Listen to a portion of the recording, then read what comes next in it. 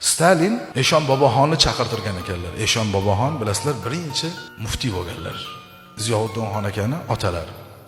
Germaniya bilan bo'lgan jangda yutqizayotgan bir vaqt. Ozgina muddat qolgan Sovetni qo'lga olishga. Shunda Toshkentdan uchib borgan ekanlar. Shunda Stalinning oldiga kirganlarda salla bilan kirgan ekanlar. Chakmon salla bilan. Eng kuchli avliyo odam bo'lganlar.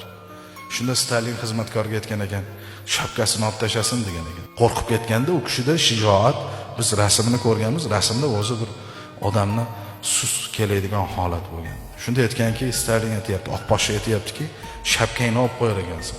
Shapka deydi dedim, bilmaydi. Shunda aytgan ekan, men bu yerga iltimos bilan kelganim yo'q. Sizlar chaqirdinglar o'zinglar. Aytib qo'y oqposhshaga, bu boshimdagi sallani tashamayman. Buni olsa kallamni ham olsa. Men buni tashamayman. Qarang shijoatni. Kim oldida turibdi? Bir xudosiz oldida. Shunda tushuntiribdiki, u xohlamayapti u shapkasini tashlashga. Desa bo'pti. O'tirib gaplashganda, nima qilsam men g'alaba qozonaman, nima qilsam yutaman men shu Germaniyani. Shunda Eshon boboxon aytgan ekanlarki, bizga masjidlarni ochishga ruxsat berasan. Masjidlar ochilsa, men xalqimga borib aytaman. Duo qilinglar deyman. Duo qiladisan, yutasan.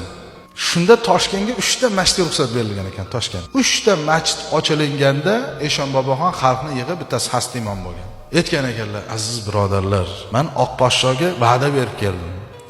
Masjidlarni ochsang, musulmonlar namoz o'qiydi. Namoz o'qib, seni haqqingga duo qiladi. Qaysi ma'noda? G'alaba qozonsin deb. Sen yutasan deb keldim. Meni beburt qilmanglar, duo qilinglar, shu Oqposhsho yutsin, biz masjidimizda namozimizni o'qiylik.